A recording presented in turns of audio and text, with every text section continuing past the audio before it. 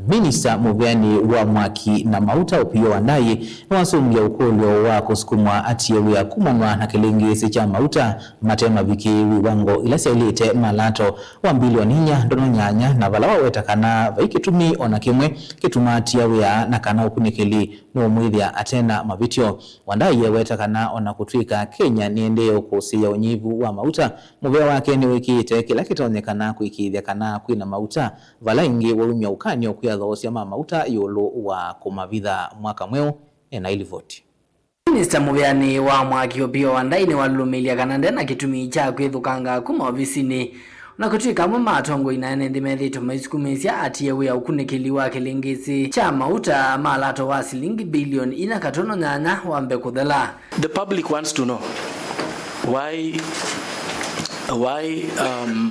3 senior energy officials that report to you, why they have resigned, and the public would like to know, why do you think you should continue in your role? No, when all is said and done, in the final analysis, clearly there is no reason to stop me from continuing to discharge my duties as Cabinet Secretary for Energy and Petroleum.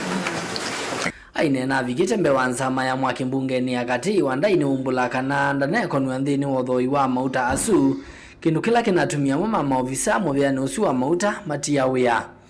And for such a sensitive product, I thought the approval should be done at the highest level in the ministry, which is your office.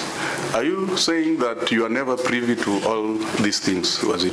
The method, the procurement of this particular vessel or consignment was recommended by a technical committee. Honorable Chair, of course, the PS in his wisdom did approve it. Up to this time, we had no idea that this thing was outside G2G. Yeah.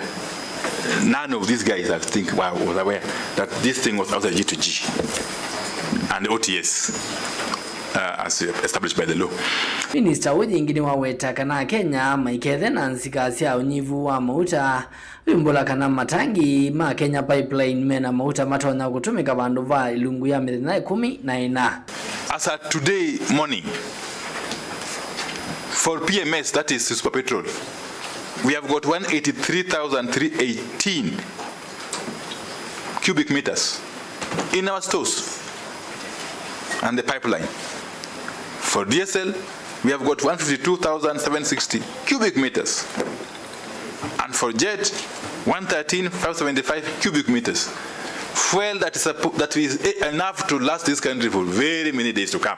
Our international oil companies, Honorable Chair, despite the difficulties they are experiencing, have assured us that they will not falter, they will not fail in delivering their products. Anybody out there in the supply chain who may want or attempt to create artificial shortages, please, let them know that the law will deal with them appropriately.